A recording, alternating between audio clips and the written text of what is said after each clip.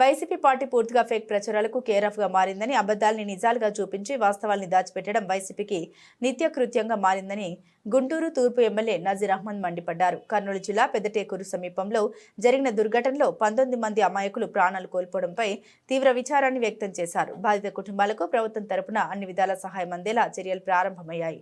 ముఖ్యమంత్రి చంద్రబాబు విదేశీ పర్యటనలో ఉన్నప్పటికీ ప్రమాద సమాచారం అందిన వెంటనే అధికారులను అప్రమత్తం చేసి సహాయక చర్యలు చేపట్టే విధంగా ఆదేశించారు. కానీ ఈ ఘటనను రాజకీయంగా వాడుకుంటూ ఫేక్ ప్రచారాలతో ప్రజల్ని తప్పుదారి పట్టించే ప్రయత్నం వైసీపీ చేస్తున్న తీరు అత్యంత దురదృష్టకరం. వాస్తవాల్ని పూర్తిగా విస్మరించి సాక్షి వంటి వైసీపీ అనుబంధ మీడియా సంస్థలు బెల్ట్ షాప్లో మద్యం తాగి ప్రమాదమని అబద్ధపు కథనాలు ప్రచారం చేయడం బాధాకరమని మండిపడ్డారు. అందరికీ నమస్కారం, అస్సలాము అలైకుం. ఫేక్ ప్రచారాలకు పర్ఫెక్ట్ అడ్రస్గా వైసీపీ పార్టీ మారినటువంటి పరిస్థితులు.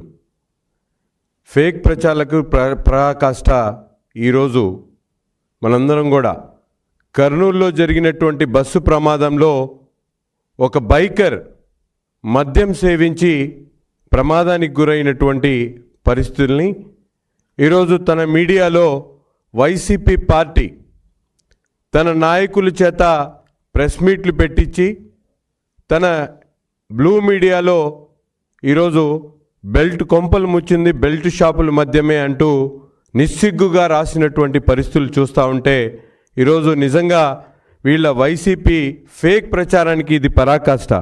ఎందుకంటే రాష్ట్ర ప్రజలందరికీ కూడా తెలుసు, ముఖ్యంగా తండ్రి మరణం దగ్గర నుండి, తండ్రి రాజశేఖర రెడ్డి గారి ప్రమాదం దగ్గర నుండి, వివేకానంద రెడ్డి గారి హత్య కానివ్వండి, అమరావతిని భ్రమరావతి అంటూ ఫేక్ ప్రచారం చేసినటువంటి సంఘటనల దగ్గర నుండి, ఇన్సైడ్ ట్రేడింగ్ పేరుతో రాష్ట్ర ప్రజలను మభ్యపెట్టేటువంటి ప్రయత్నం చేసినటువంటి పరిస్థితులు కానీ, అంతేకాకుండా మనందరికీ కూడా తెలుసు పింక్ డైమండ్ పేరుతో గగ్గోలు పెట్టినటువంటి ఫేక్ ప్రచారం కానీ, ఇవన్నీ రాష్ట్రంలో కోడికత్తి కేసులు కానీ, ఇవన్నీ కూడా ఈరోజు వైసీపీ పార్టీ చేస్తున్నటువంటి ఫేక్ ప్రచారానికి ఒక లెక్క అయితే, ఈరోజు శవ రాజకీయాలకు రాబంధువులు కూడా సిగ్గుపడేటువంటి విధంగా వీళ్ళ ప్రచారాలు చూస్తూ ఉంటే నిజంగా బాహ్య ప్రపంచం అంతా కూడా నవ్వుకునేటువంటి